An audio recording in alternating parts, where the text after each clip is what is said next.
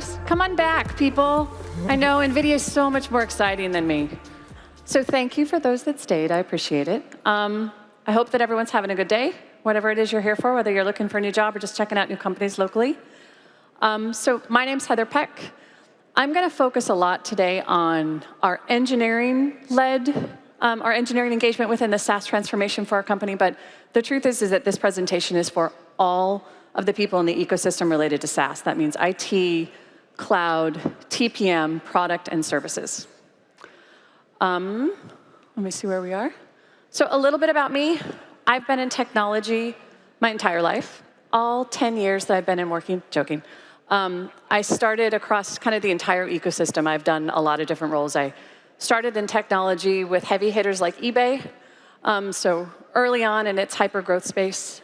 From there, I moved on to Salesforce, so early days with SaaS, also with an IT and infrastructure kinds of spaces. I jumped from there into services organizations, helping hardware companies and software companies become as-a-service companies. So what that software delivery model looks like, what that hardware delivery model looks like, how it is you monetize it different ways. And then now I'm back here at UKG, heading up software, and for me, it kind of feels like home. A little bit about UKG, if you don't know it. So UKG is a HR software provider. You'll also hear it called human capital management. It sounds a little more sinister, I think, than any of us like. When you think about HR software, it's recruiting, onboarding, performance, how you pay your employees, how you manage the time of your employees, meaning how do they track their time? How do you do scheduling? How do you do time off? So that entire ecosystem of capabilities within the HR software space, that's where UKG sits. So it shouldn't be a surprise to anybody that our purpose really is people, both in the products that we build as well as to our own people within our organization. We are looking to inspire every organization to become a great place to work through technology built for all. What does that mean? It is so hard to attract good talent to your company. It's even harder to keep them around.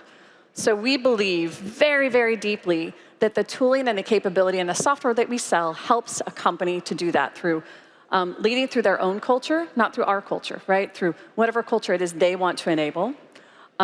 Being us innovating with purpose, so our product managers are very, very tightly coupled to the personas and, frankly, the demographic and the different cultural aspects that we're developing those products for, and then really establishing a service partner for life. So whether through our as-a-service support models or through our people support models, we want people to advocate for us, even long after they have potentially moved to another company that doesn't use our software products or potentially moved on from our software products. That's a huge part of our DNA as a company.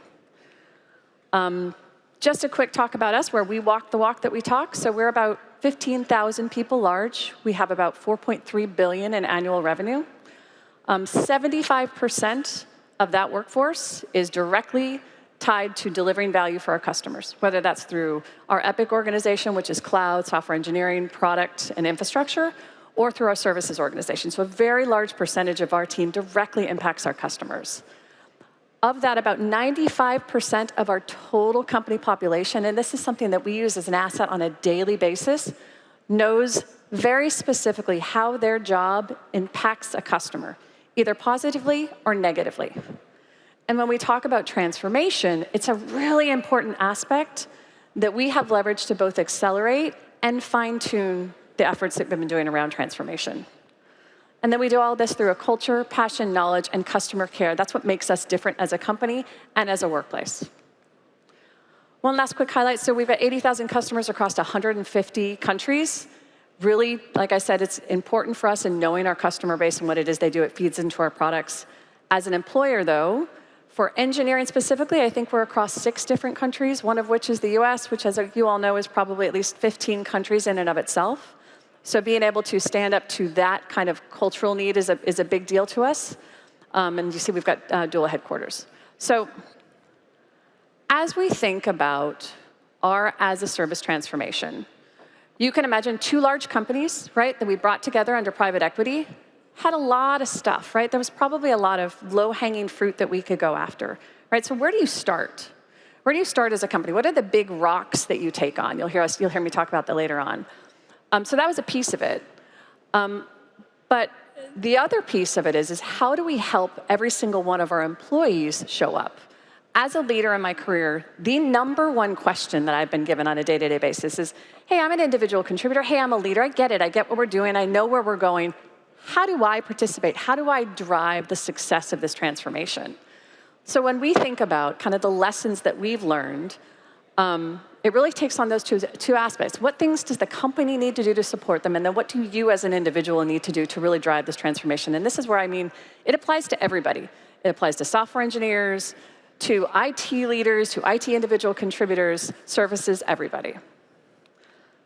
So lesson number one, time was not on our side. And you will see this represented in a bunch of different ways. Like many companies take this as everything is urgent, everything is a priority one, panic, panic, panic, run around like a chicken with your head cut off. That is not what I'm talking about, right? This is not a moment of panic. It's a moment to recognize that the places you are potentially spending your time are not driving the value that they once did, right? As a large company, I'm sure you guys can understand, we had a lot of processes in place that had been there for a while. One of the benefits of these two older companies is that we've got a lot of talent. We've got a lot of people who know what they're doing, a lot of subject matter experts. The inverse side of that is that sometimes they've been doing things for the same way for such a long time, they don't realize that they're not actually getting the stuff done that they need them to get done.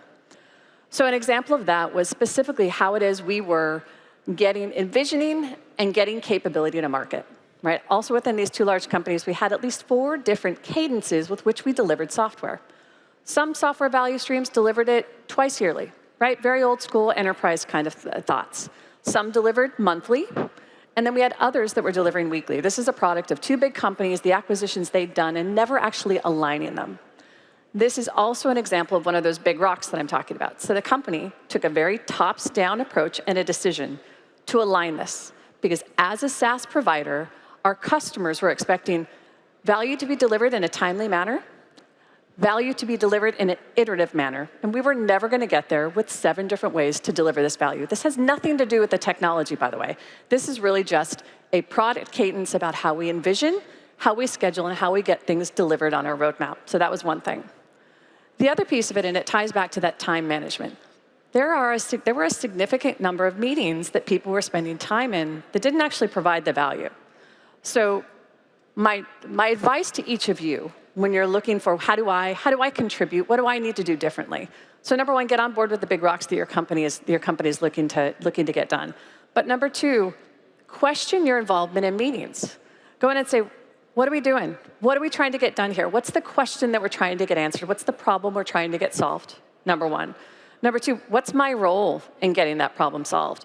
You may find that you don't need to be there.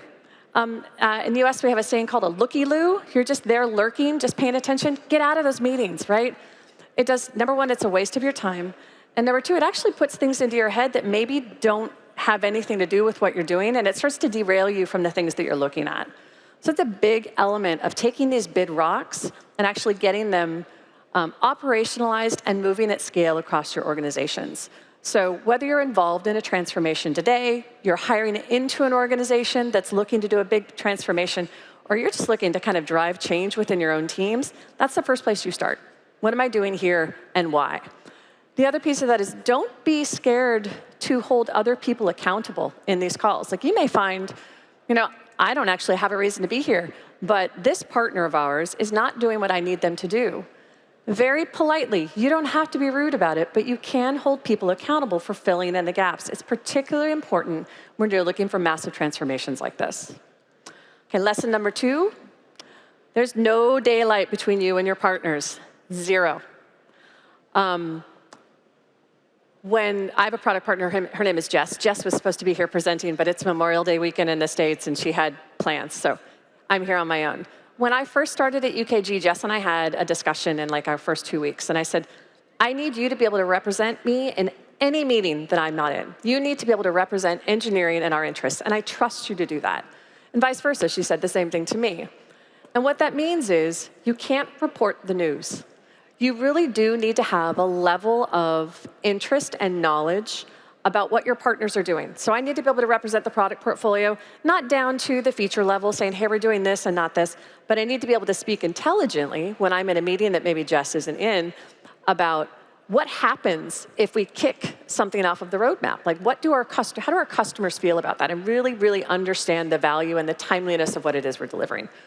On the inverse, Jess needs to know enough about engineering that if somebody talks about doing something, she can say, yeah, I know enough about our tech, and the last time that we did something like that, that's a 6-week effort, or that's a 6-month effort, so that she can start to set the stage for what we can and cannot do.